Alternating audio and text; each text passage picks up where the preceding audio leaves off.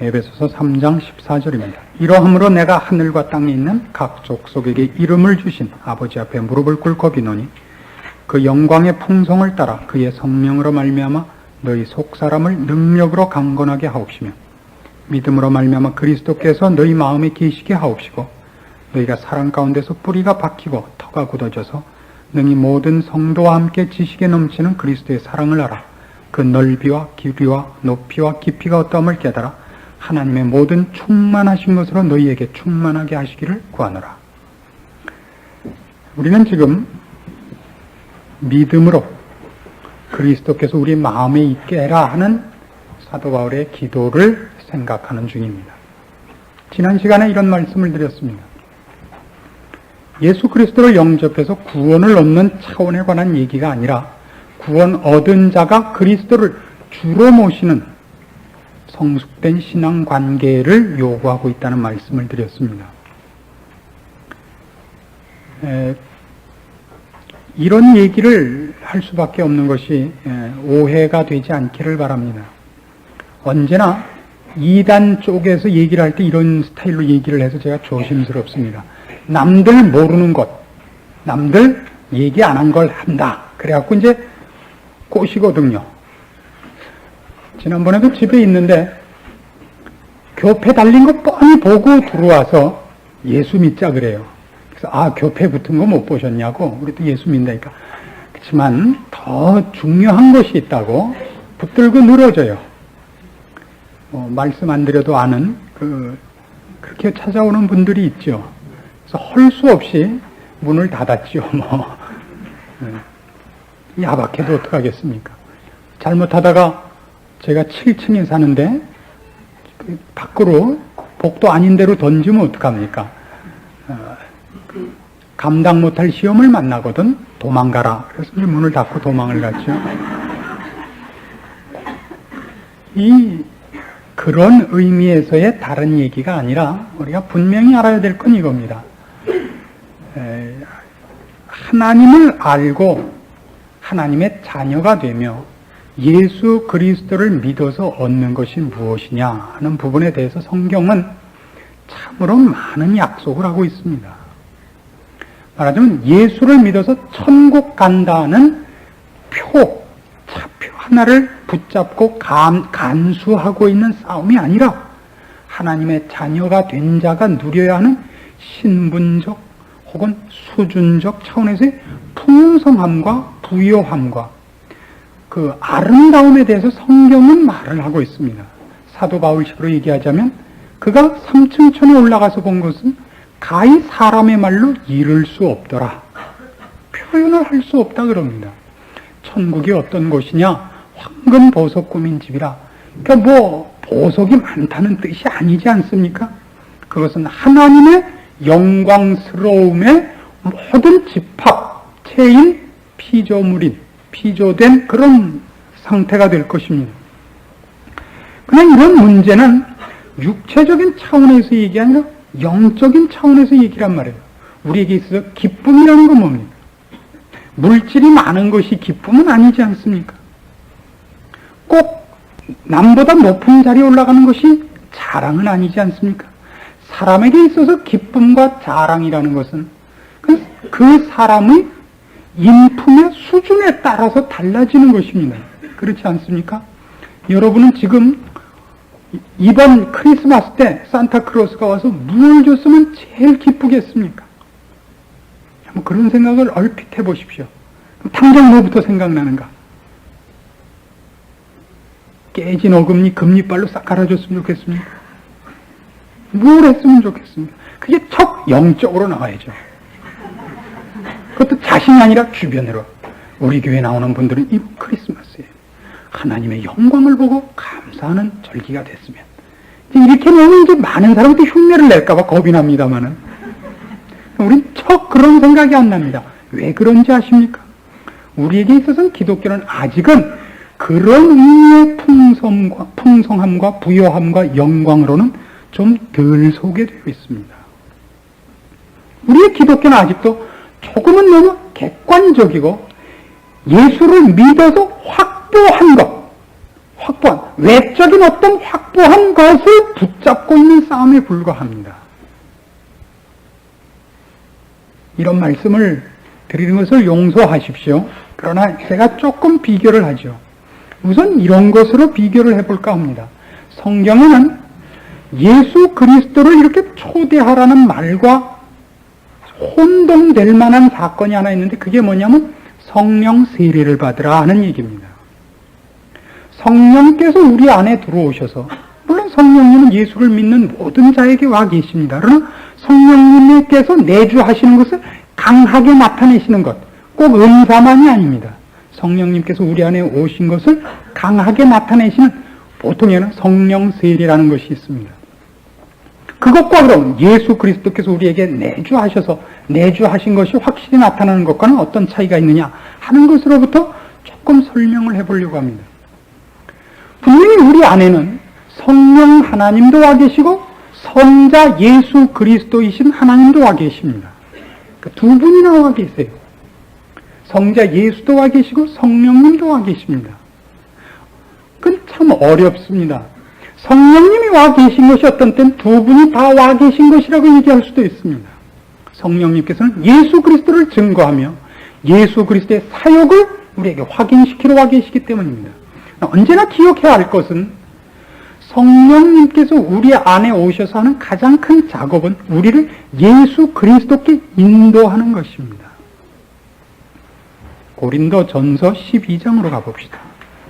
조금 어려운 내용이 됩니다만은 성령께서 우리 안에 오셔서 하시는 가장 큰 사역이 뭐냐 여러분? 우리를 예수 그리스도와 이제 묶는 사역입니다. 12절 보십시오. 고린도전서 12장 12절입니다. 몸은 하나인데 많은 지체가 있고 몸의 지체가 많으나 한 몸인과 같이 그리스도도 그러하니라. 우리가 유대인이나 헬라인이나 종이나 자유자나 다 한 성령으로 세례를 받아 한 몸이 되는 겁니다. 그렇죠? 성령께서 우리 안에 오셔서 우리를 어디로 끌고 가시냐면 한 몸으로 끌고 갑니다. 우린 몸이라고 되어 있습니다. 한 사람이라고 안 하고 몸이라 그래요. 왜요? 이 한 몸은 말하자면 전체적으로 얘기할 땐 그게 교회입니다. 제가 신자를 총칭할 때 교회라 그런다 그랬죠. 교회는 언제나 성경에서는 교회가 전부가 아니라 몸입니다. 부분입니다. 인간의 표현일 때 머리는 누구고? 예수 그리스도고. 예수 그리스도를 머리로 하는 그 몸에 우리를 성령께서 보내시는 겁니다. 말하자면 성령 세례에는 여러 가지가 있습니다만은 이 세례가 있습니다. 근데 성령님께서 우리를 그렇게 하신다는 것은 사실은 요한복음에서도 이미 강조됐던 것입니다. 14장을 보시면 26절 보십시오. 요한복음 14장 26절. 보혜사 곧 아버지께서 내 이름으로 보내실 성령 그가 너희에게 모든 것을 가르치시고 내가 너희에게 말한 모든 것을 생각나게 하시리라. 그는 예수 그리스도를 증거하며 그가 하신 일에 대한 우리의 이해를 돕기 위해서 오십니다. 그것이 큰 일 중에 하나입니다. 성령님께서 우리한테 오시는. 조금 더 한 걸음만 더 들어가서 이해를 돕고 싶습니다. 예수님께서 우리를 위한 모든 사역을 완성하시고 승천하시고 그 다음에 오순절이 임합니다. 오순절에 성령이 임하십니다. 초대교회에. 성령의 임함은 다른 것 때문이 아니라 언제는 이 사인입니다. 어떤 사인이냐면 예수께서 우리를 죄 가운데서 구원하사 하나님의 자녀 삼으신 것이 확실하다는 실제적인 증거입니다. 왜요? 그전에는 하나님이 우리와 함께 있을 수가 없었습니다. 우리가 죄인이라서. 예수 그리스도께서 우리를 위하여 십자가에 달려 돌아가신 것이 우리를 구원한 실제적인 사실이라는 것이 성령님께서 이제 인간들에게 오실 수 있게 된 겁니다. 그리고 그때는 성령님께서 오셨다는 것을 외적으로 증거하기 위해서 신적인 간섭과 임재가 있다는 걸 나타내기 위해서 거기 왔던 모든 나라 방언으로 거기 있었던 신자들을 말을 하게 했습니다. 모든 사람이 놀랐습니다. 이게 어떻게 된 일이냐? 그랬을 때 모든 사람이 무엇을 그때 증거했느냐는 이건 다른 것이 아니라 예수 그리스도께서 우리에게 가능케 한 일이다 한 것을 그들이 받은 성령을 그렇게 설명을 했습니다. 그래서 성령 세례를 받으면 맨 처음 드러나는 가장 두드러진 느낌이 뭐냐? 감격이 뭐냐? 그러면 확신입니다. 난 확실하구나 합니다. 성령께서 우리에게 해주시는 것은 내용이기보다는 내용에 대한 세례입니다. 내용은 어디에 있죠? 내용은 언제나 성령님 자신에게 있지 않고 내용은 예수 그리스도의 사역과 예수 그리스도에게 있습니다. 그것이 사실인 것을 우리에게 확실하게 증거시키기 위하여 성령님께서 오셔서 우리의 마음을 감동시키고 필요하시다면 기적으로 우리를 납득시킵니다. 성령 세례는 갑자기 눈이 밝아지며 여태껏 긴가민가 했던 게 확실해지는, 말하자면 갑자기 빛을 본 것 같고 갑자기 모든 것이 마음에 쑥 들어온 확신이 가장 두드러질 그 체험에 하게 됩니다. 아시겠습니까? 그래서 이때는 못 보던 것을 처음 본 것 같은, 이렇게 갑자기 뭐가 폭발한 것 같고 무엇이 갑자기 드러난 것 같은 그 놀라운 감격이 그렇지 않았을 때와 그 감격을 본 것과의 차이가 두드러집니다. 예수 그리스도께서 내주하시는 것은 그렇지 않습니다. 그래서 갑작스러운 그런 것이 아니라 이제는 같이 살면서 누리는 교제가 있습니다. 그건 감미롭고 부드럽고 이렇게 쇼킹하지 않습니다. 그걸 한 걸음 더 현실적인 설명을 드릴 수가 있습니다. 연애할 때와 결혼한 다음은 어느 때가 더 열심이었습니까? 어느 때 여러분 남편이 또 여러분의 아내가 열심을 부렸습니까? 그건 언제나 연애할 때입니다. 그러면 지금은 연애할 때보다 덜 사랑한다고 생각하십니까? 자신이 없으신가 보죠? 사실인가 보죠? 집에 가서 부부싸움들 하실라. 보통 연애는 10대 때 하기도 하고 20대 초반에 하기도 하고 늙어서 하는 사람도 뭐 없지는 않습니다만은 보통 젊어서 합니다. 연애하는 모습을 보면 꼭 뭐 같으냐면 닭 휘발유기 얹어서 불질러 구워 먹으려는 사람 같습니다. 그 닭이 어떻게 익을 거라고 생각하십니까? 불길은 요란하고 얼마나 굉장합니까? 많은 털도 다 안 타요. 그렇죠? 결혼 생활의 그 사랑의 관계라는 것은 48시간 생강 넣고 마늘 넣고 인삼 넣고 고아낸 영계백숙이죠. 상대가 안 됩니다. 그럼 구공탄 불 다 구멍 막아서 불이 있는지 없는지 모르게 은은하게 고아내는 겁니다. 버릴 게 없죠. 뼛속까지 녹아나는 겁니다. 어느 쪽이 맛있겠습니까? 우리의 감격은 성령님께서 우리를 확신케 한 것이 훨씬 충격적이고 기억에 남을 만큼 아주 확실합니다. 그래서 그걸 너무 크게 칩니다. 물론 그건 아무리 크게 쳐도 부족하지요. 그만큼 크게 쳐도 되는 것입니다. 그래서 우리는 그 다음 예수 그리스도와의 교제를 중요하게 생각지 않는 버릇이 있다 이겁니다. 왜 이런 비교를 우리가 해야 되느냐 하면 그리스도께서 우리 안에 내주하셔서 이제부터 하려는 것은 내용 있는 일이다 이겁니다. 이런 말씀 드리는 것이 모두에게 사실인지는 제가 모르겠습니다만 어떤 분한테 그런 얘기를 들었습니다.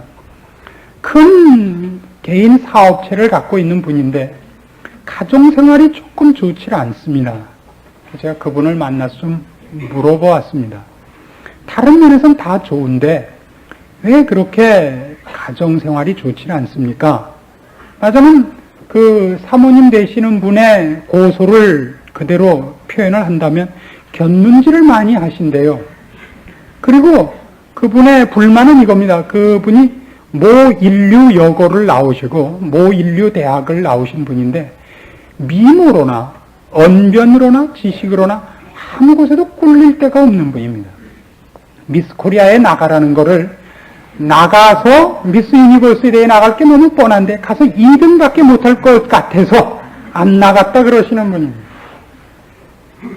그런데 상대하는 여자들이 자존심 상하는 여자들이다 이겁니다. 이분의 불평은 비슷한 자기랑 비슷한 아니 한 두어 체급 낮은 정도로만 해도 자기는 자존심이 안 상하겠는데 자기를 부인으로 택한 남편이 세상 수준으로 봐도 분명히 여러 수 낮은 여자들과 놀아나는 데는 도무지 못 살겠다 그럽니다. 그래서 만나서 여쭤봤습니다. 왜 그러십니까? 그러니까 이런 말씀을 하시대요. 회사에서 어려움을 겪으면 그 어려움을 부인이 눈치를 챈답니다. 아, 남편이 무슨 어려운 일이 있구나. 그러면 그 어려움은 회사만의 어려움이 있는 것이 아니라 가정의 어려움과 보통은 그 이상하게 같이 병행을 한답니다. 부인을 딱 보면 삶의 어려운 현장이 동시에 생각이 난대요. 같은 삶의 현장에 있으니까. 부인이 모른 척 좀 해줬으면 좋겠는데 모른 척 하긴 한대는데 알지만 모른 척 합니다 이렇게 얼굴에 써있대요. 그러니까 누군가 누구를 보아서 현실이 지금 당하고 있는 현실이 전혀 생각나지 않을 사람을 만나고 싶다는 겁니다. 이해하시겠습니까? 왜 남자들만 끄떡이죠? 이건 꼭 기억해 둘 만한 얘기라고 생각합니다. 부인을 남자가 피할 때가 있다는 것을 아셔야 됩니다. 부인 얼굴을 보는 순간 지금 현실적으로 당하고 있는 일이 같이 생각이 나요. 그게 무슨 뜻인지 아십니까? 부부는 그의 삶에 있어서 독립적인 영역이 없기 때문입니다. 모든 현실을 둘이서 같이 직면하고 있기 때문에 부인의 얼굴을 보면 현실이 겹쳐지는 겁니다. 그걸 잊고 싶은 겁니다. 그래서 다른 여자한테 도망가라는 뜻은 아닙니다. 기도하러 가셔야죠. 그런 데를 가시면 안 됩니다. 근데 다른 데를 간다 그래요. 그래서 이제 술집 가서 니나 너 하고 뭐 비싼 데 가는 게 아니라 그 있잖아요. 그 깡통 뒤집어 놓은 데 가서 니나 너 하고 구공탄 냄새 좀 맡다가 저 오징어 몇 개 구워 먹고 오시는 겁니다. 참새라고 속이는 병아리 몇 개 먹고 이제 이렇게 오는데 그걸 이제 못 참아준다 이런 얘기죠. 무슨 얘기하다 일로 갔어요? 뭐 하다 일로 갔죠 지금? 무지하게 중요한 얘기 하느라고 제가 이 설명을 했는데 무슨 부부 얘기하다 그랬어요. 그죠? 부부는 그렇게 같은 겁니다.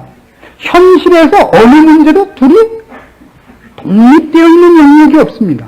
그래서 부부는 위대한 겁니다. 부부를 묶이자 그들은 그들의 인생을 둘이서 엮어나가는 겁니다. 혼자서 엮어나가는 것은 인생이 아닙니다. 그건 방황이라 그럽니다. 둘이 결합을 해야 말하자면 가정이 생기고 사회생활도 비로소 생깁니다. 혼자 하는 것을 인생이라고 성경은 인정해 주지 않습니다. 예수 그리스도와 같이 살자. 비로소 우리에게는 부부가 겪는 것과 같이 신앙상의 영적인 문제에서 비로소 삶이 생긴다는 걸 아십니까?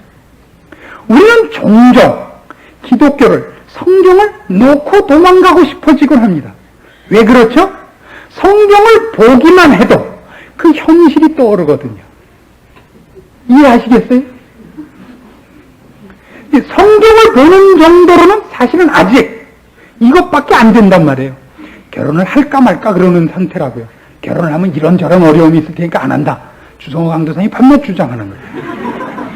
뭐 누가 뭐라 그러냐. 세수를 안 하면 누가 뭐라냐. 뭐 이런 지금 자유함이 있다 그래요. 마찬가지입니다. 예수 그리스도와 동거하는 자만이 비로소 그때부터 그의 삶이 생겨요. 그건 그런 의미에서는 지금 우리가 설명하기 위해서는 그 부정적인 설명만 했지만 비로소 참다운 삶이 우리 앞에 허락되는 것입니다. 부부가 되자 가정이 무엇이며 자녀를 키운다는 게 무엇이며 부모가 무엇이며 하는 것을 알듯이 세상이 달라지듯이 예수 그리스도를 모시자 우리는 지금까지 살아온 인생이 아닌 세상 속에 들어가는 겁니다. 물론 이거는 우리의 부부를 견주는 것은 이건 비슷하지도 않죠. 이건 설명도 안 되냐. 만약 다른 세상이 된다 그 뜻입니다. 남자들은 보통 이렇습니다. 결혼하기 전과 결혼한 후에 가장 큰 차이는 결혼을 하면 그저 그다음부터 빨리빨리 들어가죠. 그 돈을 못 쓰죠. 그전에 그렇게 돈 잘 쓰던 사람이 돈을 안 쓰기 시작을 합니다. 그 다음에 마누라가 빨리 들어오랬어 라는 소리를 자주 하기 시작을 합니다. 어딘가 붙잡히기 시작을 합니다. 그건 행복한 것입니다. 집안이 밖에 어떤 것보다도 집에 들어가는 것이 행복하고 즐겁습니다. 여러분은 안 그래 보입니다만은 저는 그렇습니다. 연애하는 황홀감과 부부의 깊이를 우리는 감히 견줄 수가 없습니다. 연애는 분명히 대단한 정열을 불러일으키고 대단한 희열이 있습니다만은 결혼해보면 그건 우습지 않습니까? 어쩌다 한 번씩 덕수궁 옆길을 우리야 재판받으러 가기 위해서 할 수 없이 가는 길이 됐습니다만 가다가 다정한 연인이 손에 손을 잡고 걸어가는 걸 보면 어떤 생각이 납니까? 부럽습니까? 물론 어떻게 보면 부럽기도 합니다. 그러나 모두의 얼굴에 피식 웃음이 나온다는 걸 아십니까? 아직 저거구나 라고.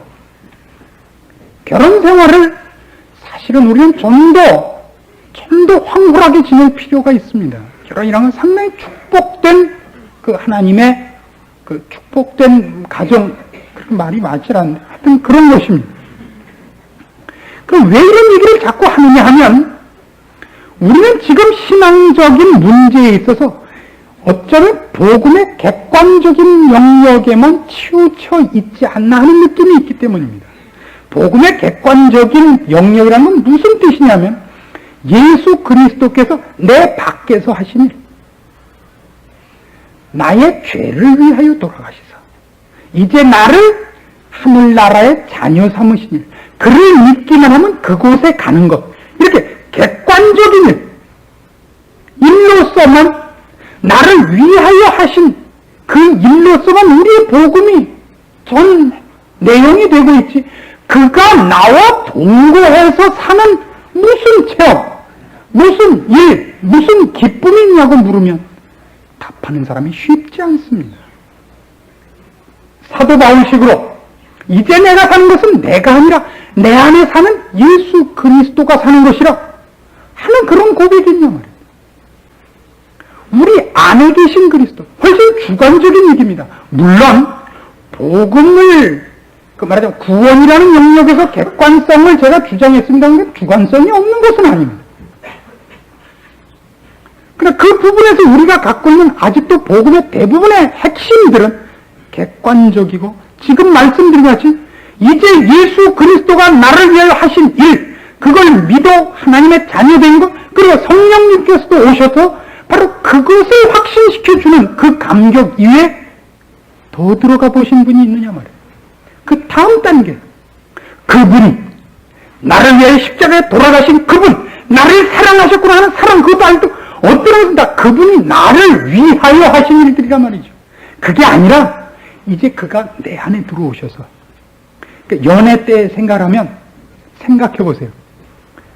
내가 사랑하는 이가 나를 위해서 세타를 짜서 줬어요. 그럼 마르고 닳도록 있는 거죠. 나를 위해서 한 거. 그것과 같이 사는 것과는 얘기가 다르다고요. 같이 살면 세타 짜준 거 그렇게 반갑지 않죠. 얘기가 달라지는 것 아니에요. 우리는 아직도 복음이 그런 의미에서 객관성을 갖고 있다 했습니다. 그리고 그것이 전부인 것으로 알고 있단 말이에요. 그래서 신앙생활이 어떤 유형을 가질 위험성이 있느냐 하면 그리스도께서 나를 위하여 하신 일과 그 확신과 그리고 다른 사람에게도 그리스도께서 당신을 위하여 이것을 하셨습니다를 전하는 것이 전부가 되어 있다 이겁니다. 이건 무지하게 중요한 겁니다. 그러나 그것이 전부인 것은 아니다 이겁니다. 지금껏 얘기한 걸 말하자면 우리가 여태껏 복음과 전도, 선교를 한 것은 지금 한 걸로도 모자랍니다. 이걸 축소시키고 다음 걸 넣자는 얘기가 아닙니다. 지금 한 것보다 얼마든지 더 해도 부족합니다. 그러나 복음과 하나님께서 우리에게 허락하신 것은 이것을 더 넓히고도 또 저쪽에 더 많이 또 다른 영역이 있다 이겁니다. 이 기도는 끝이 이렇게 된다 그랬죠. 그 넓이와 길이와 높이와 깊이가 어떠함을 깨달아 하나님의 모든 충만하신 것으로 너희에게 충만하게 하시기를 구하노라. 그러니까 어떤 의미에서 사실 우리는 이 다음 영역이 있다는 데 대하여 권면도 받아본 적이 드물고 들어갔다 온 사람도 만나본 사람이 몇 없습니다. 물론 저희 교회에 다른 데서 신앙생활 하시다 오신 분들이 아직 자기 소개들을 다 안 하셨기 때문에 개인적으로 경험들이 혹 있는 분들이 있으리라고 했습니다. 이건 꼭 누가 가르쳐줘야만 되는 것은 아니기 때문입니다. 하나님의 풍성함을 맛본 사람들이 있을 겁니다. 또 어떤 분들에게는 그것을 맛보고 있지만 정리하지 못한 사람이 있을 수도 있습니다. 본인이 그걸 모르고 있을 수가 있습니다. 누리면서도.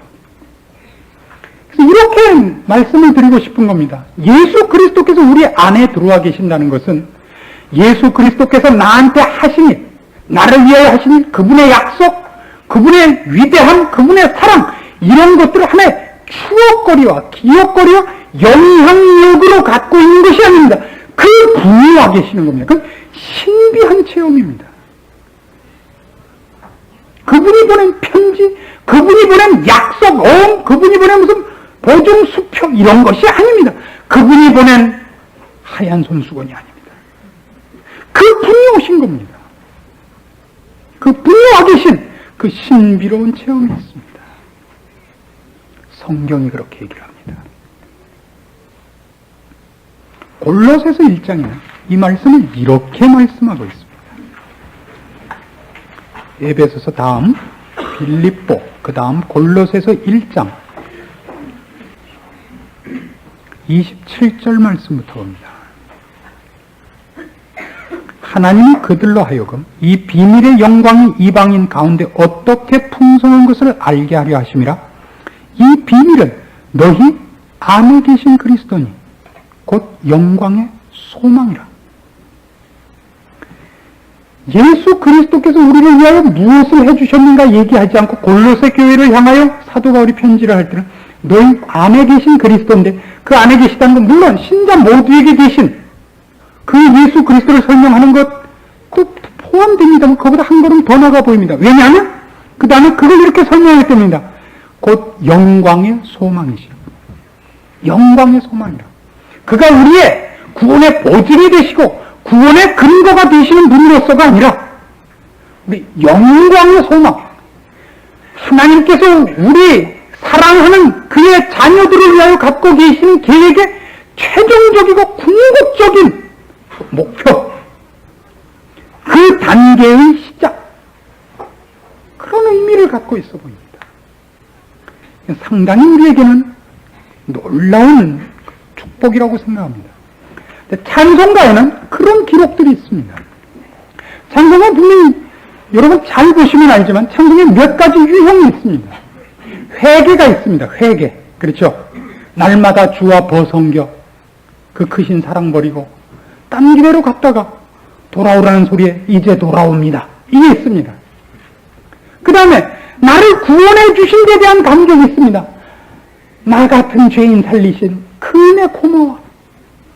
그럼 말하자면 구속 사역에 대한 나를 위하여 하신 하나님의 사랑과 구원에 대한 감격이 있습니다. 그러나 그것보다 더 나를 사랑하시고 구원하시고 내게 무엇을 하시고 내 안에 들어와 계신 그리스도와 이렇게 연합된 신비한 체험에 대한 찬송이 있습니다. 대표적으로 85장 찬송이 그렇습니다. 보십시오. 구주를 생각만 해도 내 마음이 좋거든 주 얼굴 배울 때에야 얼마나 좋으랴. 이게 내세적인 지금 소망이 아닙니다. 이 사람은 이 찬송을 지은 사람은 지금 알고 있는 겁니다.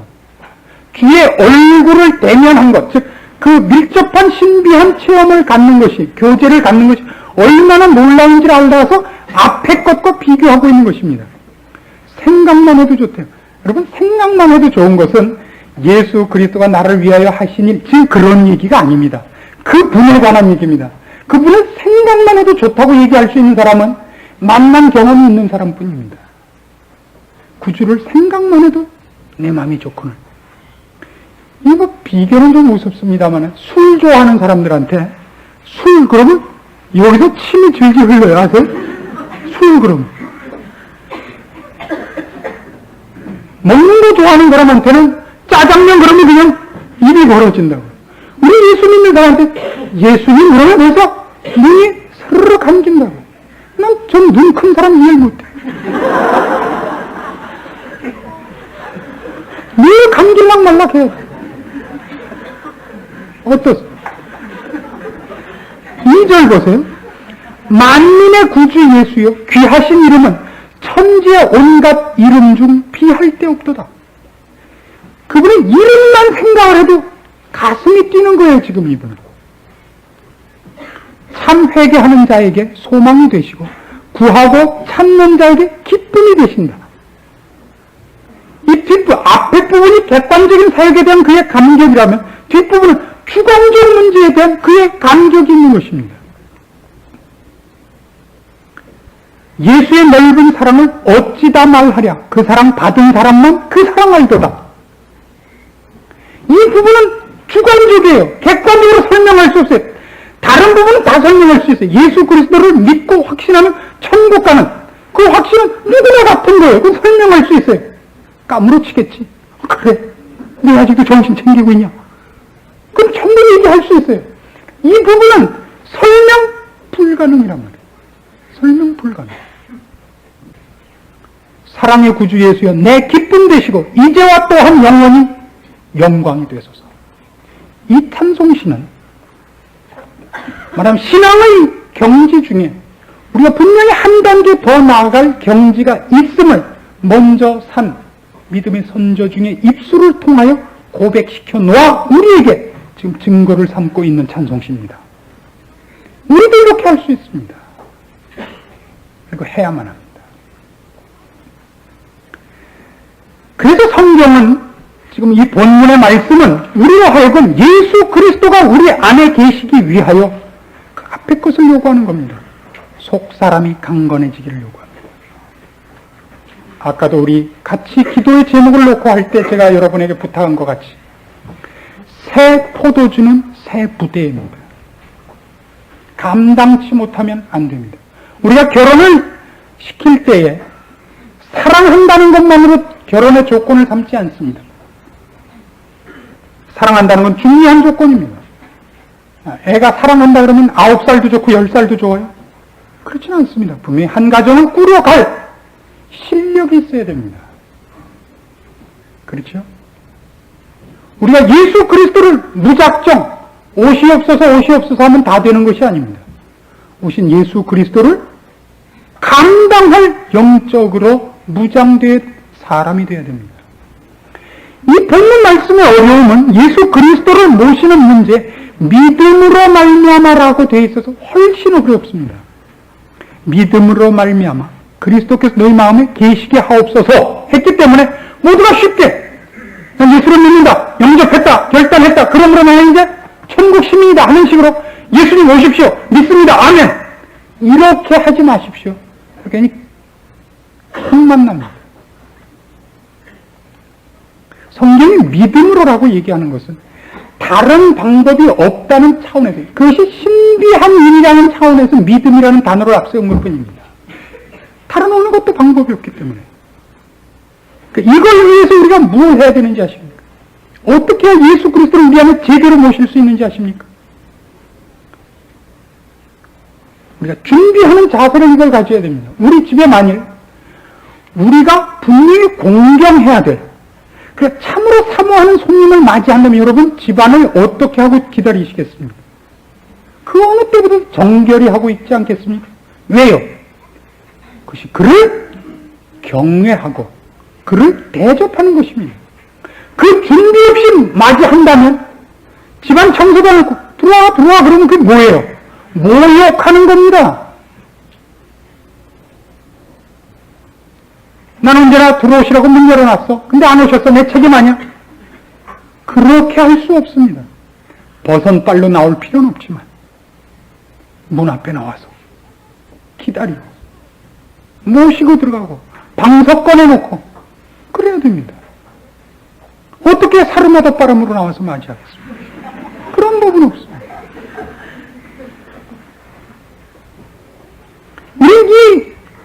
말하자면 우리가 이제 객관적으로 예수 그리스도께서 나를 위하여 하신 일, 값없이 얻은 하나님의 자녀된 권세들, 그 능력들, 그 축복들 때문에 이 버릇이 생겨버렸어요. 예수 그리스도를 모시는 것도 너무 쉬워요. 예, 그렇게 하죠 뭐. 짜장면 먹을래? 우동 먹을래? 뭐 다 같이 하죠 뭐. 이런 거 아닙니다. 지금 준비하셔야 됩니다. 열심히 준비하셔야 됩니다. 이런 준비를 하십시오. 여러분의 전 인격적인 준비를 하셔야 됩니다. 여러분의 지성과 여러분의 감정과 여러분의 의지를 고치셔야 됩니다. 그건 다만 무릎 꿇어 기도하는 것만으로 되지 않습니다. 열심히 훈련하셔야 됩니다. 바둑 수를 배우듯이, 야구 배팅 훈련하듯이, 축구 공창을 훈련하듯이 전지 훈련을 가끔 가셔야 됩니다. 진해로 가지 마시고 높은 산으로 가십시오. 필요하다면 특별한 시간을 가질 필요가 있습니다. 그러나 중요한 것은 그것이 전부가 아닙니다. 기도원 가는 것으로 전부 떼어지지 않습니다. 기도를 하라는 것은 하나님께서 이 일에 우리에게 쉬지 않고 은혜를 베풀어 주셔야만 되는 일이기 때문입니다. 여러분의 지성을, 감정을, 의지를 고치십시오. 이런 생각을 해보십시오. 성경에 약속된 모든 것들이 여러분 늘 읽을 때마다 그렇지 말고 이런 생각이 듭니까? 하나님이 홍해를 갈랐다. 갈랐겠지 뭐. 갈랐으면 어떻고 안 갈랐으면 어때? 이렇게 우리한테는 사실은 감격이 아니죠. 솔직히. 아무런 어때요? 지금 우리가 중요한 것은 그게 아니잖아요. 그게 문제입니다. 지성적으로 하나님 하신 일, 하나님의 지성이 우리의 지성으로 연결이 되어야 됩니다. 우리한테 의심이 있고 무관심한 것은 우리의 지성이 예수 그리스도와 동거할 만큼 강해져 있지 않다는 운변적인 증거입니다. 우리는 그 훈련을 아무도 하지 않습니다. 감정은 어떻습니까? 우리가 예수를 믿는 것이 우리에게 기쁩니까? 여기 있는 것, 구주를 생각만 해도 가슴이 뜁니까? 안 그렇죠. 문제 있는 겁니다. 우리의 기쁨은 무엇입니까? 이번 크리스마스에 누가 뭐 하나 갖다 줘서 이렇게 되는 것과 예수를 생각하는 것과 비교가 안 되는 정도 수준입니다. 이거 갖고는 안 됩니다. 우리 의지도 그렇습니다. 우리는 정당한 것을 알고 정당한 결심을 합니다. 결심을 지속시켜 본 적이 있습니까? 물론 이렇게는 지속하죠. 결심, 또 결심, 또 결심은 하지만 결심이 뛰어가 본 적은 없다 말입니다. 이 모든 것을 여러분이 생애 속에서 훈련하셔야 됩니다. 가장 쉬운 것부터 하십시오. 가장 쉬운 것부터 지성과 감정과 의지를 연단시키십시오. 이번 한 해도 다 저물어 갑니다. 그동안 보이는 자리에서 보이지 않는 자리에서 여러분들이 한 교회 봉사의 직분을 맡아 하나님의 크신 일에 동참한 자들이었습니다. 누구는 집사로, 누구는 어떤 교사로, 누구는 성가대원으로, 또 누구는 보이지 않는 한 신자로서 함께 이 교회에 일꾼 노릇들을 하셨습니다. 1년 동안 지나오고서 남는 감정이 뭡니까? 피곤하기만 했다? 힘들다. 한 해쯤은 쉬리라. 쉬겠다는 생각만은 분명히 잘못된 겁니다. 이런 경우만 쉬십시오. 갑자기 미국을 가셔야 되는 사람. 자녀가 고3이 되어서도 아닙니다. 또 양해가 되지 않습니다. 그건 여러분을 위해서 부탁합니다. 억지로라도 맡으십시오. 우리는 직분을 맡으면서 옛날에 당해보지 않았던 서러움을 받습니다. 내가 집사만 아니었어도, 내가 교사만 아니었어도, 이걸 그냥 내 자식이었으면 그냥 그런 일들을 우리는 그 일을 맡았기 때문에, 남의 자식이었고 교회 일이었기 때문에 벨 뒤틀리는 거 참고 1년을 버텼습니다. 그래서 남은 결론이, 난 아직도 더 훈련받아야겠구나가 맞는 결론이지, 더러워서 이제는 안 해야겠다는 정당한 결론이 아닙니다. 절대 그런 결론을 내리지 마십시오. 혹시 내리셨으면 고치십시오. 군자 표변이라 그럽니다. 변덕을 부릴 줄 아는 자가 군자입니다. 인간의 약함과 한계성을 알고 있다는 얘기죠. 초지일관, 무식한 사람들이 쓰는 단어입니다. 지혜로운 사람은 그 말 안 씁니다. 잘못한 줄 알면 고치는 것, 변덕 부리는 것, 지조를 여러 개 갖는 것, 이것이 뛰어난 사람들이죠. 여러분을 훈련장에서 빼어내지 마십시오. 교회야말로 그 훈련에 쓴 으뜸 가는 곳 아닙니까? 여러분을 훈련시키십시오. 여러분의 지성을, 감정을, 의지를, 그리고 무엇보다도 중요한 것은 이렇게 말씀을 듣는 시간을 빼놓지 않겠다고 결심을 하십시오. 내년에는 이 수요 예배를 제가 8시에 시작할까 합니다. 남자분들 중에 그런 몇 분의 요청을 들었습니다.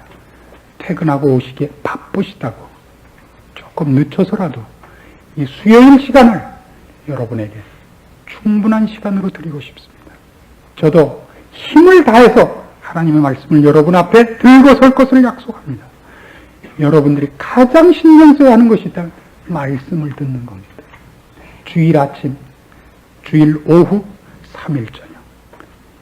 구역에서 모이는 일, 구역에서 모여서 낙찰계 같은 거 하지 마시고, 2박 3일 여행 갈 계획 짜지 마시고, 그래서 말씀을 논하십시오. 여러분의 구역이 일주일 동안 내가 실천했던 신앙의 실패와 나약한 자기 자신을 돌아보고 격려받는 시간으로 활용되어야 됩니다. 우리는 매일 성경을 하고 있습니다. 여러분 거기 일일이 뭘 안 하셔도 좋습니다. 그걸 따라서 성경을 읽어주십시오. 그건 가장 사소한 것 아닙니까? 해보십시오. 그것이 안 된다는 거랍니다.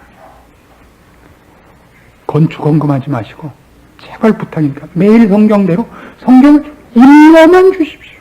읽어만. 그리고 간단한 기도를 하나만 해주십시오.